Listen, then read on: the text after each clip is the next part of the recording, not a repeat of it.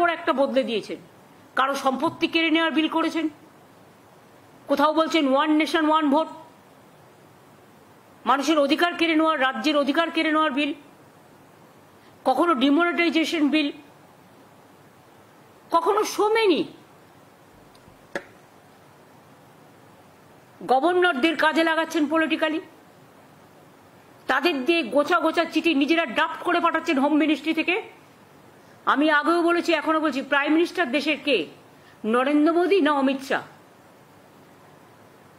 মোদীজি তো বাইরে বাইরে ঘুরে বেড়ান আর সব ছেড়ে দিয়েছেন অমিত শাহর হাতে, তা ওনাকে প্রাইম মিনিস্টার ডিক্লেয়ার করে দিলেই হয়।